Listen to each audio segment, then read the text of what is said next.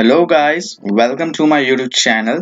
और इस ट्यूटोरियल में हम बात करेंगे बेसिक ऑपरेटर्स की इस पाइथन ट्यूटोरियल में। और अगर आपने मेरा चैनल को सब्सक्राइब नहीं किया है तो सब्सक्राइब जरूर कर लेना याद से। और हाँ, अगर आपने मेरे ट्यूटोरियल को यहाँ तक फॉलो किया तो थैंक यू सो मच। अगर आपने नहीं भी फॉलो किया और आप डायरेक्ट इस वीडियो पे हैं तो भी थैंक यू सो मच। अब हम इस बेसिक ऑपरेटर्स के वीडियो के साथ शुरू करते हैं, ठीक है। सो हम पहले देखेंगे व्हाट इज ऑपरेटर।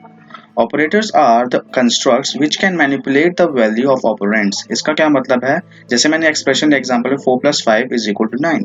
इसका मतलब 4 and 5 are called operands and plus and equal को साइन जो है ऑपरेटर्स होते हैं, ठीक है। और ओवरऑल एक्सप्रेशन को हम कहते हैं ऑपरेशन। तो यहाँ पे क्या हो रहा है, एडिशन ऑपरेशन परफॉर्म हो रही है, ठीक है। हम देखते हैं टाइप्स ऑफ ऑपरेटर्स के बारे में।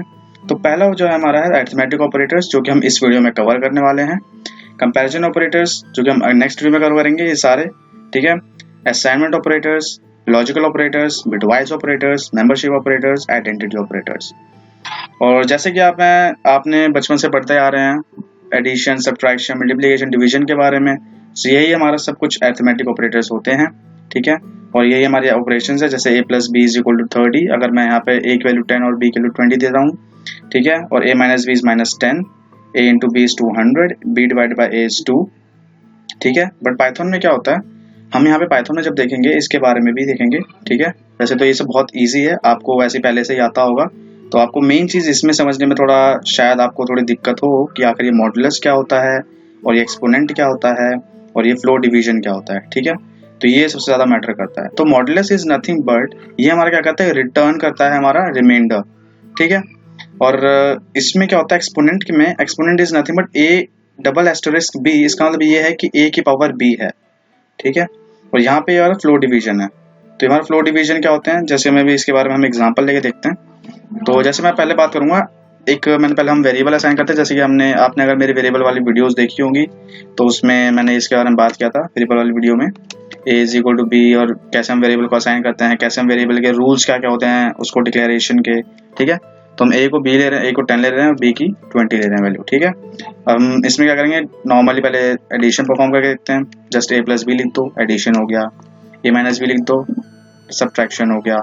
a × b लिख दो, मल्टीप्लिकेशन हो गया। और अगर मैं बात करूँ डिवीजन की तो b / a लिख दो, डिवीजन हो गया।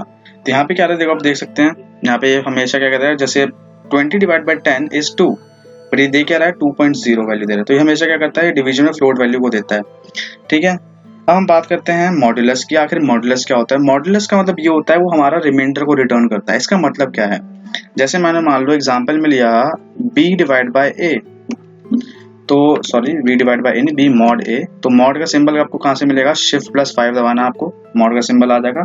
b mod a, इसका मतलब क्या है हमारा 20 mod 10, यानी 10 को 20 से मैं वो डिवीजन कर रहा हूँ, उसका रिमाइंडर क्या होगा, ऑब्वियसली 0 होगा। 10 × 2 = 20 होता है, तो रिमाइंडर 0 आ गया, ठीक है। अगर मैं ऐसे करता हूँ, मान लो 5 को अगर मैंने मॉड लिया 2 से, तो आप जानते हैं जब हम 5 को 2 से डिवाइड करते हैं तो उसका रिमाइंडर क्या मिलता है, 1 मिलता है। तो वैसे रिमाइंडर देखो 1 मिलेगा।